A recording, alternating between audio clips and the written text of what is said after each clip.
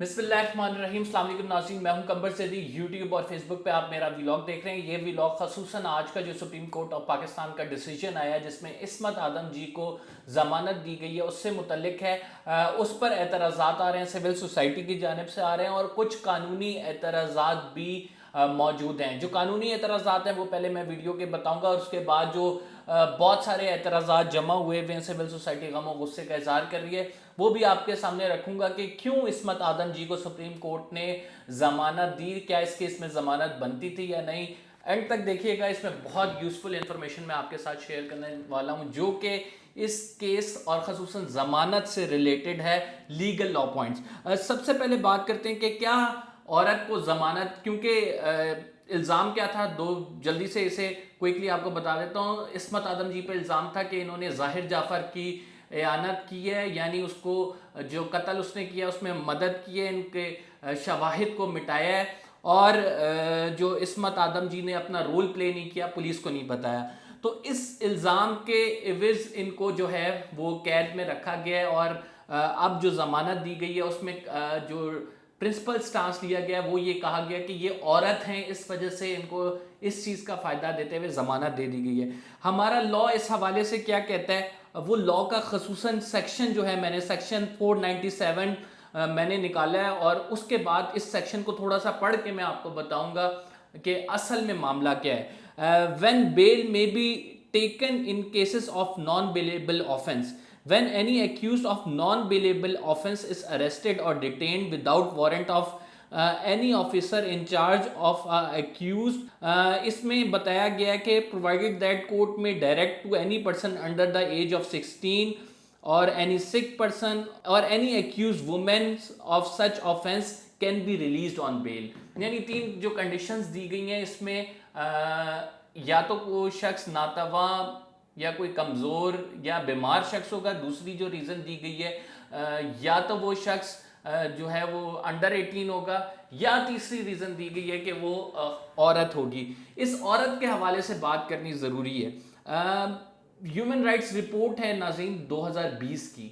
2020 की रिपोर्ट ये ऐसी बताती है कि मिड ऑफ 2020 में तकरीबन 1000 से ज़्यादा केसेस ऐसे थे जो जिसमें ख़वातीन जो हैं वो जेलों में थी, ना उनकी किस्मत का फ़ैसला हो रहा था, ना ही ट्रायल उनका आगे चल रहा था और ना ही उनको कन्विक्ट यानी उनको सज़ा मिली हुई थी।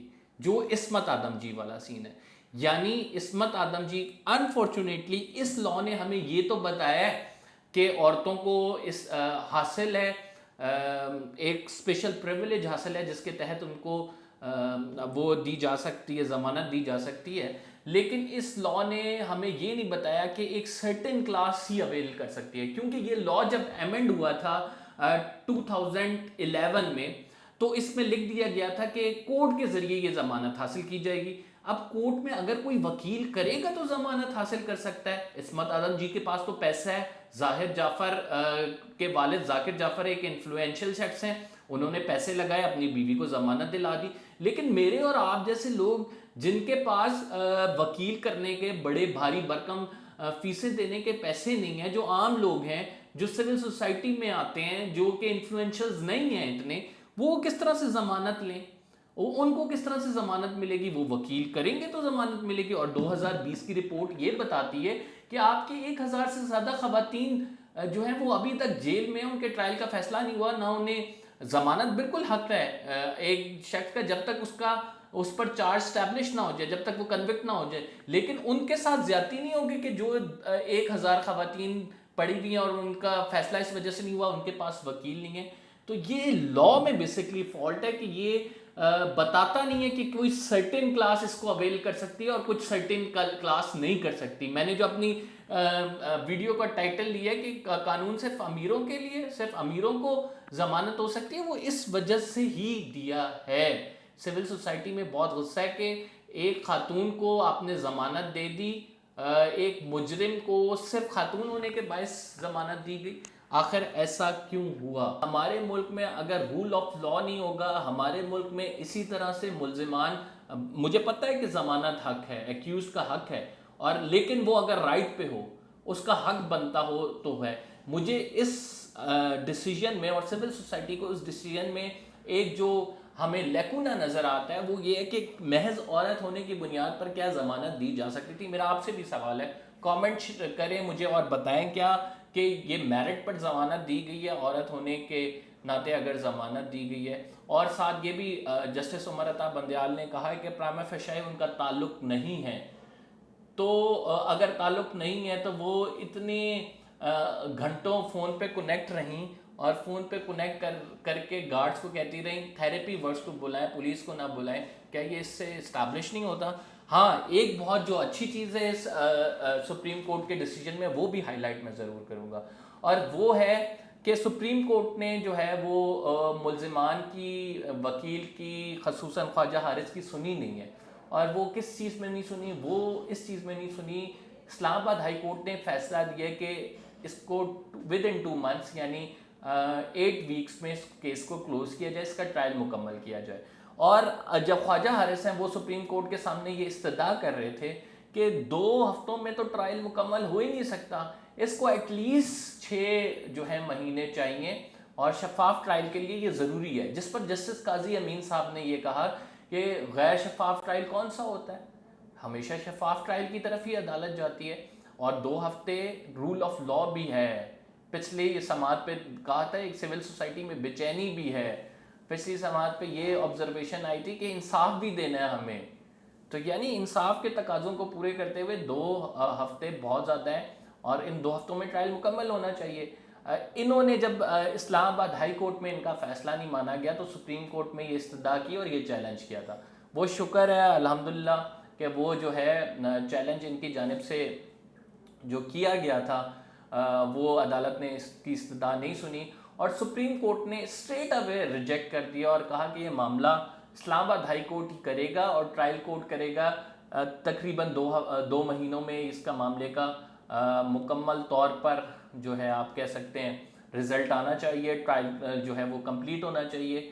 تو یہ ایک اچھی چیز ہے جو کہ ہائی لائٹ کرنی تھی, لیکن ساتھ ہی سول سوسائٹی کے پریشر کے حوالے سے, سول سوسائٹی کے اعتراضات کے حوالے سے بھی آپ کو گائیڈ کرنا تھا کہ اس ڈیسیجن کو لے کے لوگوں نے کوئی اچھا تاثر نہیں دیا. ہمارے یہاں انفارچونیٹلی ملک میں ہے ہی ایسا کہ کوئی امیر پکڑا جاتا ہے تو اس کو اس طرح سے سزا نہیں ہوتی ہے جس طرح سے غریب کے بچے کو ہو جاتی ہے. کتنی خواتین ابھی بھی ایسی جیل میں ہوں گی جن کے کیسز پینڈنگ ہیں, جن کے پاس کرنے کو وکیل نہیں ہے. ہاں, عصمت آدم جی ایک اچھے گھرانے سے تعلق رکھتی ہیں, ایک بااثر شخص کی بیوی ہیں اور بالکل خاتون بھی ہیں, تو اس وجہ سے ان کو ضمانت مل سکتی ہے. میں سمجھ سکتا ہوں کہ وہ ضمانت ان کو مل سکتی ہے چاہے وہ میرٹ پہ ہو, لیکن ہمارے ملک کا نظام ایسا ہے کہ بہت ساری خواتین ابھی بھی جیلوں میں ہوں گی, ان کو ضمانت نہیں ملتی ہے. تو یہ وہ اعتراضات ہیں جو سول سوسائٹی کی جانب سے سامنے آ رہے ہیں اس کیس کو لے کے. سول سوسائٹی بہت سینسٹیو ہے, جس طرح سے یہ قتل ہوا ہے, جس طرح سے کیپٹل میں قتل ہوا ہے, اور جس طرح سے اس میں شواہد سامنے آئے ہیں. ہم ڈیسیجن چاہتے ہیں, اور ڈیسیجن وہ چاہتے ہیں جو انصاف پر مبنی ہو, جس سے معاشرے کو سبق ملے, جس سے معاشرے میں ایک ایسی اگزامپل قائم ہو کہ آئندہ کوئی کرتے ہوئے یہ 100 دفعہ کانپے کہ یہ ہم نے یہ جرم کیا ہے, اس جرم کے قریب نہیں بھٹکنا.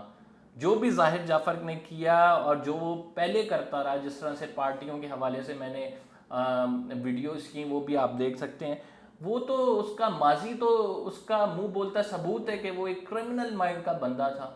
ہمیں تو یہ اسٹیبلش کرنے, کورٹ میں اسٹیبلش کرنے کی ضرورت ہے, لیکن ہمیں آپ لوگوں کو بتانے کی یہ ضرورت نہیں ہے, کیونکہ آپ بھی لوگ سن کے تھک چکے ہیں کہ وہ کس مینٹیلٹی کے اور کس طرح سے کے یہ لوگ ہیں.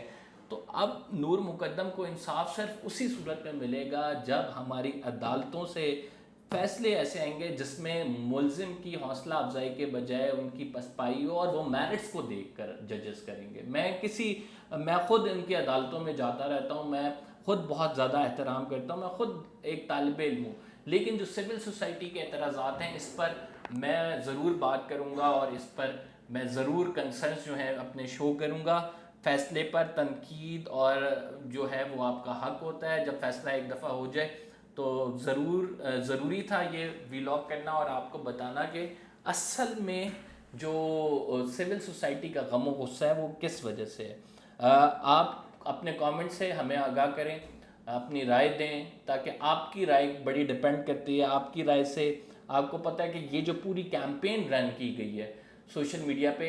اس کا میں آپ کو بتا رہا تھا، اس کا اتنا زیادہ میں ججز کے مطلب کورٹ پروسیڈنگ کے حوالے سے کے علاوہ بات کر رہا ہوں، اتنا زیادہ اثر ہوتا ہے کہ لاسٹ ٹائم ظاہر جعفر نے کیا بات کہی، اس نے کہا یا مجھے پھانسی دیں یا پھر مجھے جو ہے وہ رہا کر دیں، مجھے اس قید سے نکالیں.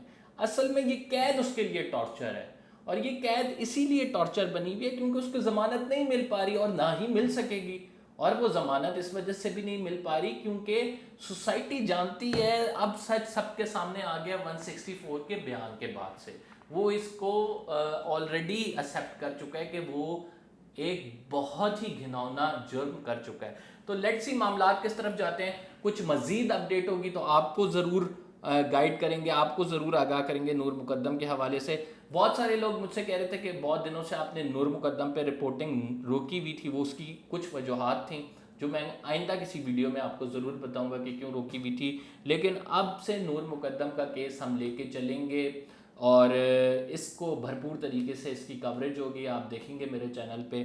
اگر آپ نے سبسکرائب نہیں کیا تو میرے چینل کو سبسکرائب ضرور کر لیں. انشاءاللہ نیکسٹ ویڈیو میں آپ سے کچھ مزید تفصیلات شیئر کریں گے نور مقدم کے حوالے سے، جو ملک میں ہو رہا ہے اس کے حوالے سے. قمر زیدی کو اجازت